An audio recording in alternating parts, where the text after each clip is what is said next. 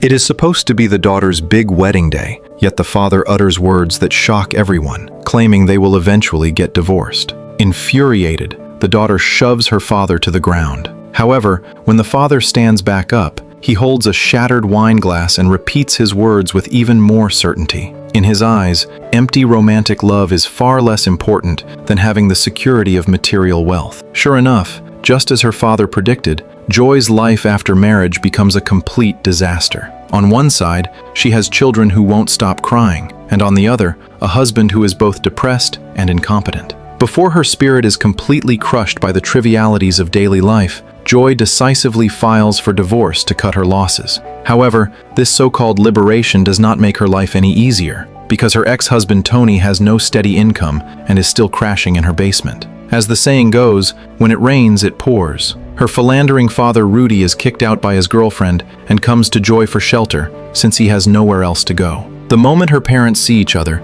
they erupt into constant arguments, and the hot-tempered Rudy even starts smashing things around the house. Helpless, Joy can only arrange for her father and her ex-husband to live together in the basement. But these two can't stand the sight of each other, forcing Joy to use toilet paper to mark out separate territories for them to avoid conflict. After settling the mess at home, Joy heads out to work on an empty stomach. Because she gave up the chance to go to college, she now works as a ground crew member for a budget airline, facing unreasonable passengers every single day. Her mother Terry spends all day slumped in front of the TV, obsessed with soap operas and completely ignoring everything happening in the house. Meanwhile, her father Rudy is busy going on dates with a wealthy woman. Wish me luck. You don't need it. Joy, water! Where are my cufflinks? Mommy, come feed to me. 5 minutes, Chrissy. Mother, again? Yeah, you just sit right there. Are you comfortable? How many times do I have to tell you not to clean your brushes out in the sink? Her mother continues to make excuses, while the mess left behind is always Joy's responsibility to clean up. On top of all that, Joy has a half-sister who is incredibly jealous and constantly speaks ill of Joy in front of the children. Aunt Peggy tells me a lot of things. I don't want you listening to Aunt Peggy too much.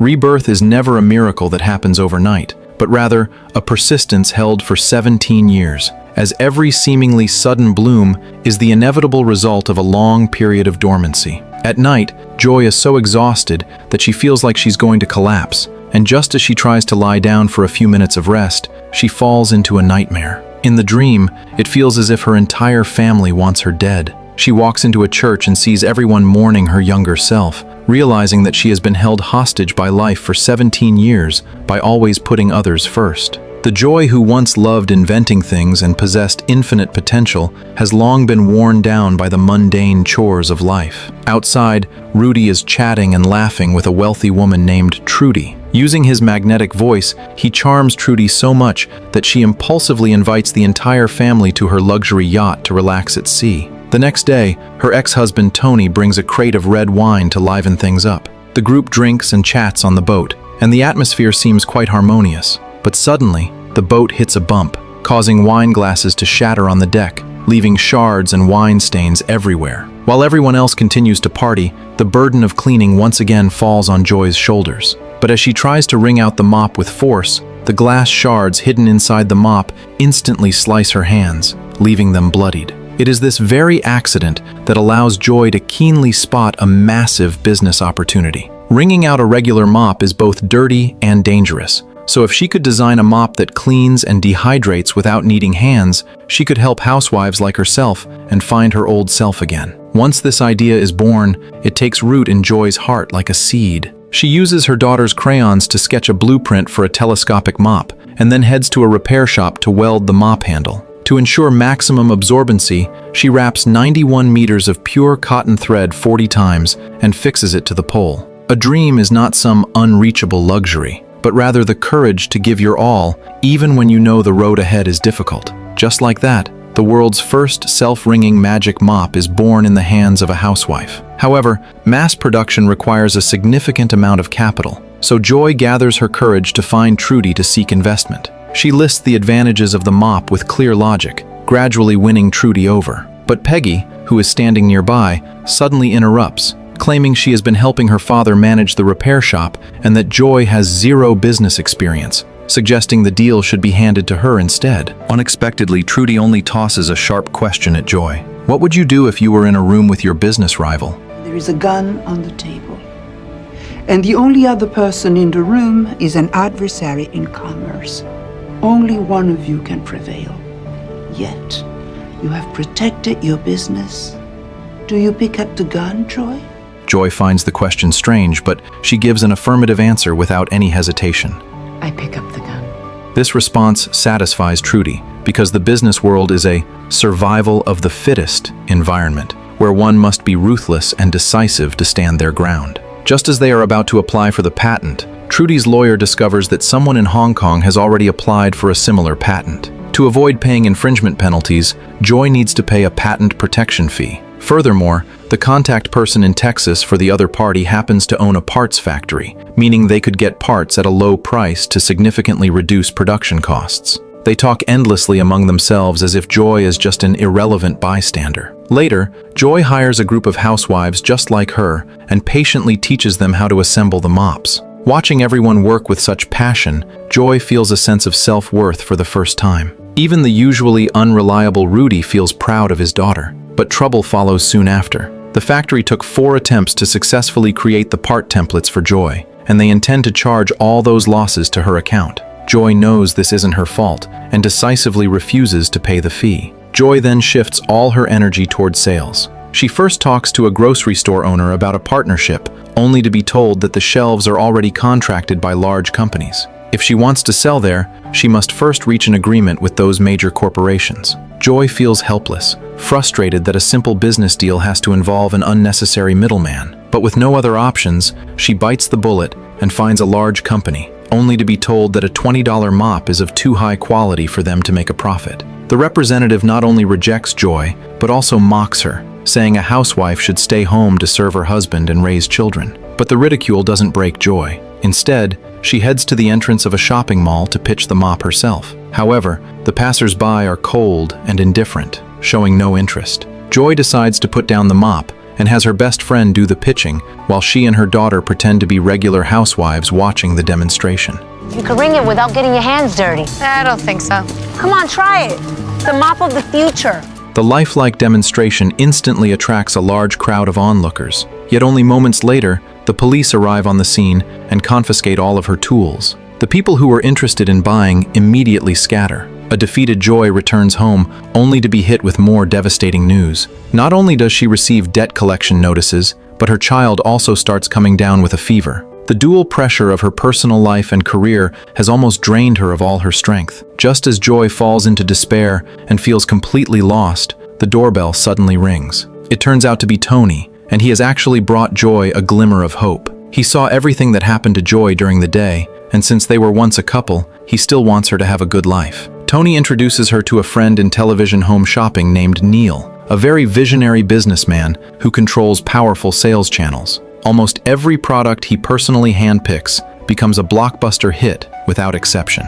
Joy knows that this is her only shot. Neil gives Joy 5 minutes to introduce her product. Joy expertly explains the convenience of the mop, but the men in the room don't do housework and mock it as useless. Neil initially rejects the partnership, stating that the plastic material looks cheap and they don't sell low-quality items. Joy counters that as a housewife who handles chores daily, she knows the struggle of cleaning better than anyone. She explains that the lightweight plastic is actually perfectly suited for a woman's grip.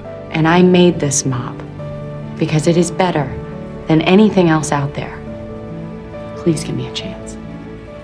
Joy's sincerity and unwavering determination eventually move Neil. Neil leads her into a pure white room to have her demonstrate the mop's actual effectiveness on the spot. Upon seeing the mop effortlessly wipe away stains without the need for bending over or hand washing, Neil is full of admiration. He decides to partner with Joy, promising her a live shopping segment and telling her to prepare 50,000 mops. Joy is both shocked and delighted, and despite the risks and lack of funds, she agrees to the deal. She follows Neil to the TV shopping backstage, which features several different stages with various settings. She watches a celebrity briefly describe a necklace, and the operator's phones immediately ring off the hook, resulting in thousands of sales. Then they have the celebrity take calls from fans, and sales skyrocket, leaving Joy completely stunned by this sales model. But when she brings the news home, Trudy refuses to help. Because not a single mop from the previous batch has been sold, Trudy isn't willing to take all the risk and demands Joy cover half the costs. To seize this rare opportunity, Joy goes as far as mortgaging her only house to put all her capital into production. For Joy, this is an all-in gamble, where winning means a total turnaround, and losing means having nothing left but debt. On the day of the TV promotion, Joy's family watches the screen with anticipation as the top salesperson introduces her mop. But the salesperson has zero experience with housework and makes a massive blunder during the demo. Instead of showing the mop's benefits, he makes a complete mess of it, resulting in 0 sales during the live broadcast. Joy falls into complete despair, as 50,000 mops are now stuck in her hands just like that. After the broadcast, Neil calls Joy immediately, but blames the product for the failure. I made 50,000 units because you told me to. I mortgaged my house. I'm in $200,000 of debt, more. Well, it's your business, it's your debt, and we indemnify up to a third if you read your contract. To be honest, that's even going to be hard to get. In that moment, Joy feels her world collapsing, while her family stands by mocking her, saying she was never meant for business. Her father even advises her to file for bankruptcy to minimize the damage, but Joy refuses to give up everything she fought so hard for. So the next morning, she storms into Neil's office, demanding a second chance and insisting on going on air herself, since no one knows the mop better than she does. Neil argues that only celebrities and professional pitchmen should be on stage. Who showed you the mop? Who sold it to you? Who taught you how to use it? And who convinced you that it was great after you thought it was worthless?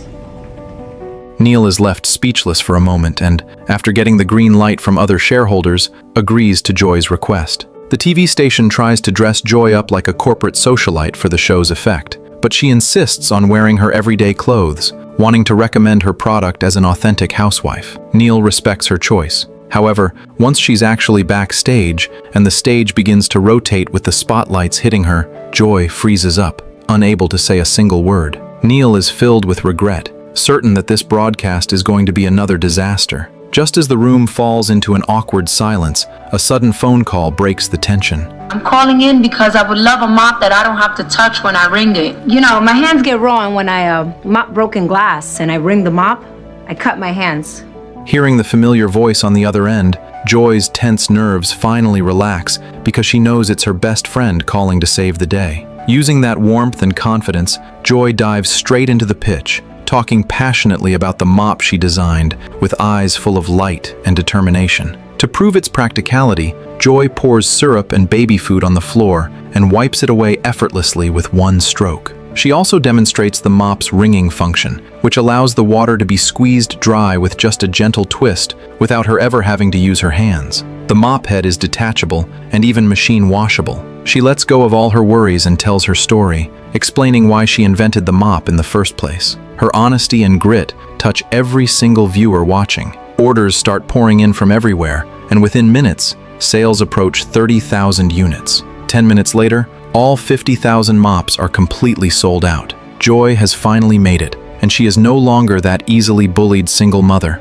finally able to live for herself. But little did she know that a greater crisis was lurking behind her success, as human greed once again reached out its claws toward her. As the mops continue to sell like hotcakes, Joy's business grows better by the day. Not only does she successfully expand her production scale, but her subsequent live TV broadcasts also become increasingly skilled, with every sales performance being quite impressive. But just when she thinks her life has finally turned a corner, those around her begin to reveal their true, greedy faces, one by one. The parts supplier deliberately hikes the prices of components, yet her father assigns her half-sister Peggy to handle the matter. Peggy not only agrees to the price hike without authorization, but she even goes as far as paying the previously disputed fees for mold wear and tear. Joy simply cannot wrap her head around her sister's actions. In the face of profit, family bonds can sometimes become incredibly fragile. To protect her career and her family, she must learn how to say no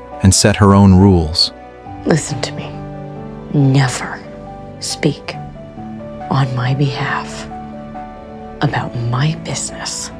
Feeling both angry and helpless, Joy has no choice but to fly to California herself to negotiate with the factory owner, Gerhardt. However, Gerhardt takes a hard line and refuses to budge, bluntly telling her to take it to court. As negotiations hit a stalemate, Joy steps into the restroom to catch her breath, only to accidentally stumble upon a hidden door. Walking through the hidden door, she discovers it is actually the factory's production workshop, where the very mop components she designed are on display, while the patent blueprints nearby shockingly bear the factory's name. After Gerhardt spots Joy, he shows no remorse whatsoever and instead calls the police to have her evicted. Trudy's lawyer quickly uncovers the truth of the situation. When the patent protection fee was paid earlier, the lawyer inadvertently allowed the mop's components and molds to be registered under the other party's patent. Even though every design originated from Joy's hands, she finds herself unable to sue the factory. At this point, Joy must either file for bankruptcy or go to court, though she's likely to lose, and in the meantime, she has no right to sell the very mops she designed. I'm so wrong. We've worked so hard. We've come so far. For us to just give up now, it just seems so unfair. Business is unfair. That's it. It's not working out. Well, that's what happens. That's why people don't go around making invention every other day. Now wake up! Rudy also begins to feel regret, believing he shouldn't have given Joy the confidence that led her to harbor such unrealistic fantasies. Under their pressure, Joy is forced to sign the bankruptcy papers with a heavy heart. In that moment, all her hard work goes down the drain, and she breaks down into a fit of sobbing. Stupid idea! Mommy, don't tear them, no! Everybody just go to bed.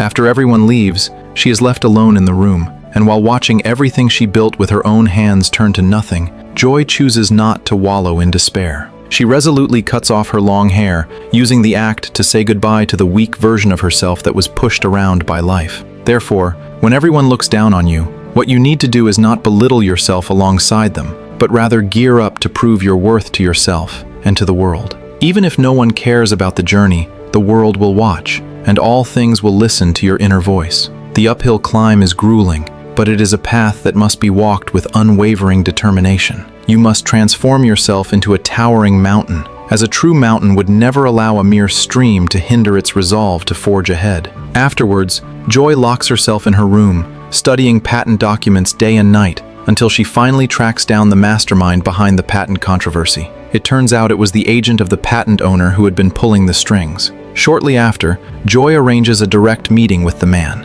Unexpectedly, the man threatens Joy directly, stating that no one knows he is there, and that even Joy doesn't truly know who he is. Perhaps he is someone sent by others to take care of her. You have no case. Maybe people think you came to Dallas in despair to take your own life because you were in such deep financial trouble. Faced with this blatant threat, Joy shows not a hint of fear, as her eyes hold only the calm of one who has weathered the storm and an uncompromising determination. Joy states plainly that before coming, she had spoken over the phone with the patent owner in Hong Kong, who had no idea that Joy had paid a $50,000 patent protection fee. This money had clearly been pocketed by the agent standing before her. Furthermore, Joy discovers that there are simply no similar products in Hong Kong whatsoever. On the spot, Joy exposes his true colors of embezzling funds and engaging in malicious fraud. My lawyers really could go after you. But I told them, give me a day to see if maybe you might have made a mistake that you would correct, given the chance. Even after seeing the dark side of the world, Joy remains sincere and kind. But this kindness now possesses a sharp edge and a firm set of boundaries. Seeing his scam completely dismantled, the agent drops his arrogant act and agrees to fully refund Joy's $50,000 patent fee, even offering an additional $20,000 in compensation. But Joy is no longer a pushover, so the man grits his teeth and begins to increase the offer. $50,000 on top of paying you back the $50,000. Ultimately, he is forced to suppress his rage and reluctantly sign the compensation papers, paying the price for his greed and deception. Joy wins this battle beautifully, and through her wisdom and resilience, she completely turns her life around. From then on, her career takes off and becomes unstoppable. Relying on a single mop, she amasses a fortune of $150 million, files for hundreds of patents, and is named the most creative entrepreneur of 2010. Having stood in the rain herself, she always wants to hold an umbrella for others. Joy doesn't forget who she once was, as she funds every talented ordinary person with a dream, using her own strength to light the way for more people stuck in the mud. Joy is a film adapted from a true story. In an era dominated by men, a woman's value was often defined by serving her husband, teaching her children, and doing chores. Yet Joy is the woman who dares to break prejudice, chase her dreams, and live for herself. She once gave up her college dreams to shoulder the weight of her family, yet she never let the fire of creativity within her heart go out. Despite being questioned and betrayed, she stayed true to her original intention and led the charge herself. The more others look down on you, the more you must strive to succeed. Setbacks are never a destiny, but rather a furnace that tempers your edge. We might not have earth-shattering inventions, but we also carry heavy burdens through life and yearn for a breakthrough amidst our confusion. Hope never stops, and as long as you start, it is never too late. Joy teaches us that even ordinary people can rewrite their lives through passion and perseverance. These unseen acts of persistence will eventually gather into a light that illuminates the road ahead. The truth of life is never smooth sailing, but rather choosing to grow toward the light even when you are full of scars.